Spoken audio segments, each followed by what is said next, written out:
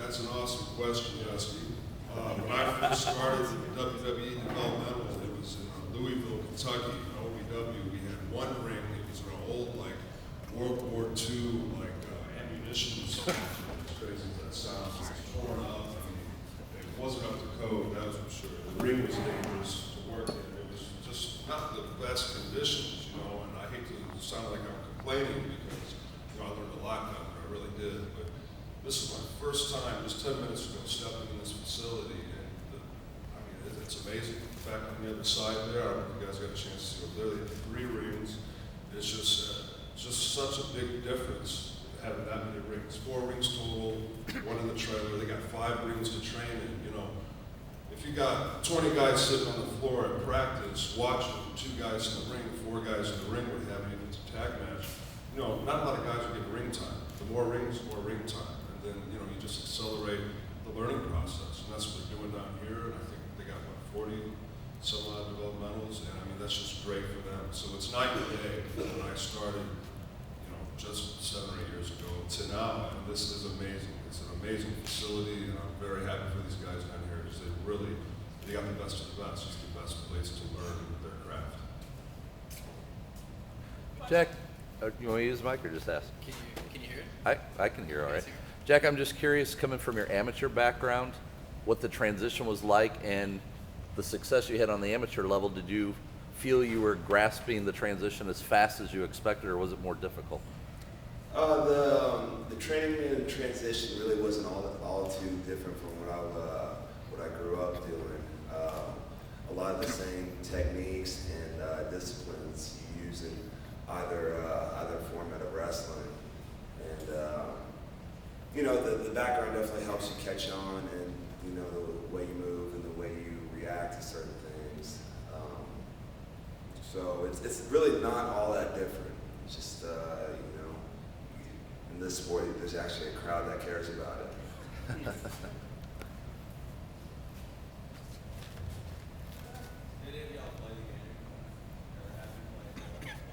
I was over in Germany, in London, and we had a similar function, and I was able to play the game. I forget what system it was on, but it was amazing.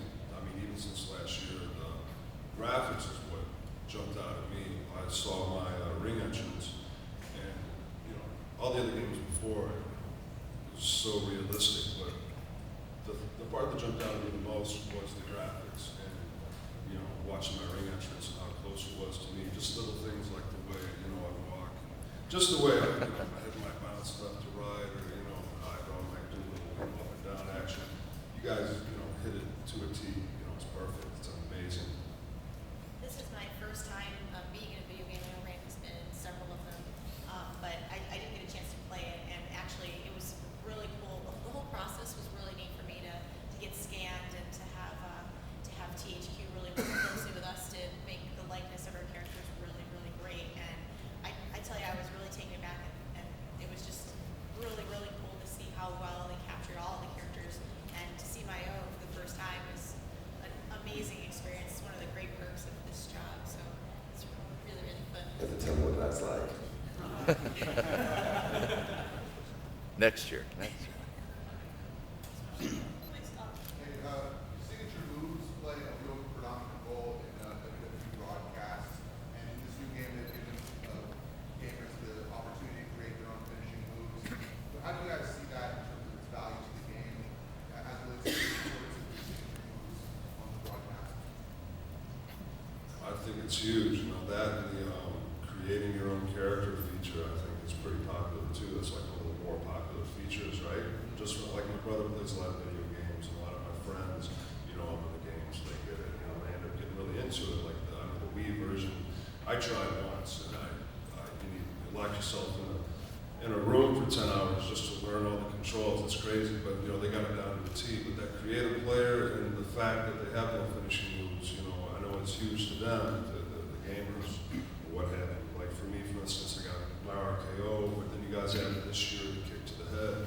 Boom, you know, so I got 2 finishing moves, and I think that's huge. Like when I played Mortal Kombat back on, you know, Sega, Genesis, and Game Gear back, you know, just 5, 6, 7, 8, 9, 10 years ago, you would work towards getting that finishing move in. So that's kind of, you know, the whole point. You know, you want to beat the guy with that move, and if that's the one move you can beat him with, you know, you're going to work for that. And so the fact that you have more to choose from, and you know, the opportunity to create your own, then it has to make it all more interesting. And I think like a lot of our fans like take pride in keeping with the most updated moveset for all of us wrestlers. Like I know like the time the game was made, I wasn't using the glam slam as a finish, and with a creative wrestler, like you can alter, make your own creative wrestler, and you know, give them the most updated moves for all of the fans that really want to keep it as accurate as possible. So I think it's really cool for all the years that I've been making creative wrestlers until this year, Jake. So you can make yourself and make it as accurate as possible. It's awesome. Don't be shy. Go ahead. How much input do you have on your characters coming out of the game? And you've seen it before, so do you have some input later on saying, hey, can you try this, can you do that? They're definitely open to anything you suggest as far as, you know, the creativity of your character, you know, the different, you know, arenas of the game. As far as, you know, getting down to it, we meet with THQ. You know, they do a photo scan. Like for me, for instance, I got the new tattoos, so they're gonna have to go back to the shop and start all over there. But you know, all the way down to the T. You know, they take the pictures and make sure they get your likeness as, you know, exact as they can. But as far as like, you know, the movements and things like that, I think they have video to help them there. You know, we only get to see them a certain amount of time. You know, when we're in, you know, whatever city they bring in the truck, so they come in, they talk to us. So they have about an hour per talent that they're with. And then again, if you're doing dialogue for you know, the voiceovers and stuff for the game, you have an opportunity to talk to them then.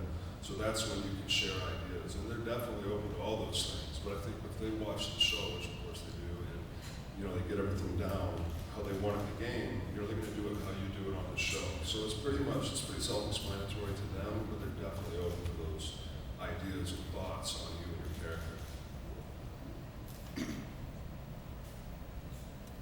Randy, how close are you personally, the medical player, to return?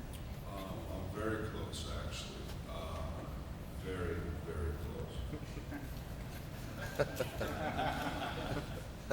Stunners don't help.